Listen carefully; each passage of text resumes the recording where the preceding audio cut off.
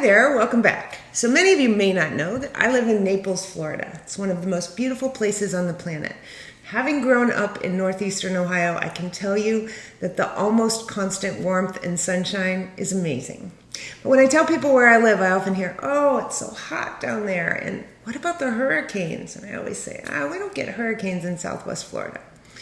Major hurricanes have largely avoided Southwest Florida for the last 12 years, which is really a record streak of hurricane inactivity. Back in 2004, we met Hurricane Charlie and then Hurricane Wilma in 2005, but historically, Southwest Florida has been really, really lucky until a couple Sundays ago. Sunday, September 10th, Hurricane Irma was a force to be reckoned with, and as she barreled through the Caribbean islands and then the Keys and then Marco Island, it was pretty clear she was coming for us in Naples.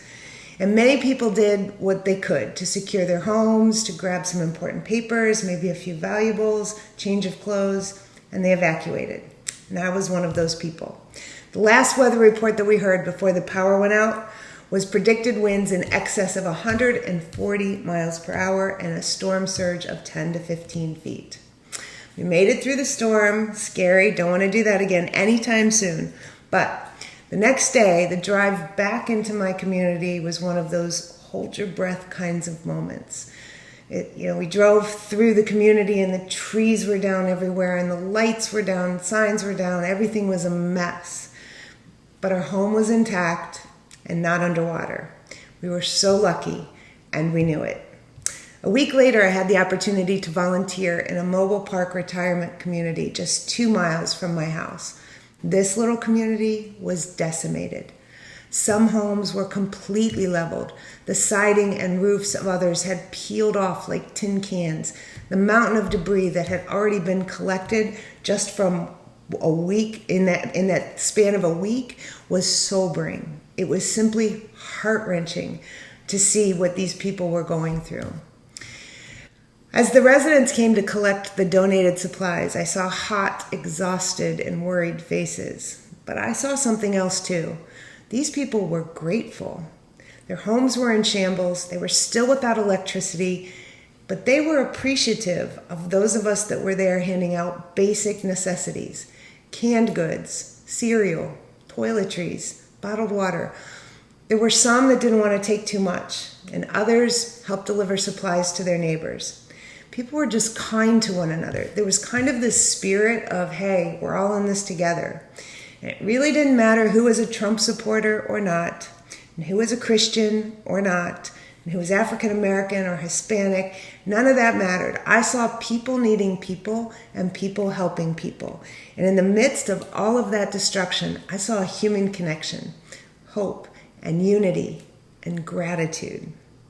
From a neuroscience perspective, the initial trauma of something like this unites human beings for a short period of time. What happens is it triggers compassion and empathy that make us human. And most of us are hardwired to see beyond ourselves when tragedy strikes others. In the brain, having empathy for others is much like experiencing that same pain ourselves. Research shows that when we see others in pain, our brains react the same as if we were in that pain. The areas of the brain extend beyond the amygdala to regions of the cortex involved in analyzing and interpreting the behavior of others. And neuroscientists call this the theory of mind.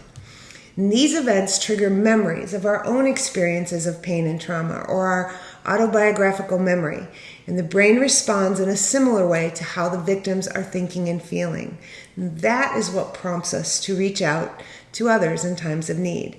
That is when you see people helping people, looking past our differences and being good to one another.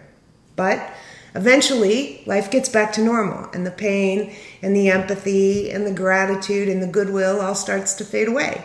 And we've all been there, and I'm guilty of it too. Just a few weeks ago, I watched the devastating footage of Houston in the aftermath of Hurricane Harvey. And I felt for them, and I wanted to reach out and do something for them. And I was so grateful that my house wasn't underwater. And then small little irritations began to steal my focus. Lost luggage. I got a nail in my tire. Snarky lady at the grocery store. What happened to all that gratitude and goodwill I was feeling?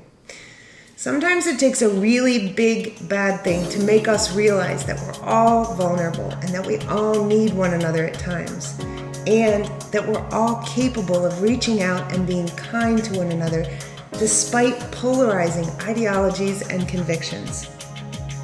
The challenge is sustaining that sense of unity and gratitude beyond the tragic events and into our everyday lives. How do we continue to care for one another during normal times, the same way we care about each other during times of crisis? And how do we make gratitude fundamental to who we are? The answer is pretty simple. Start and end each day with an intentional practice of gratitude. Identify those things, big things, little things, it doesn't matter. Identify those things for which you are truly grateful. And be intentional about shining a light on somebody else's dark day anytime you can. Finally, be kind, not because you have to, not because it's the right thing to do, but because you can, because you're capable of that. I guarantee it will rock your world. Want to learn more about how the brain works and make gratitude an intentional part of your routine? Check out my book, Happy Hour with Einstein. It's 1 part neuroscience, 1 part gratitude journal, and a splash of inspiration. And remember, life is always better when you share the good stuff.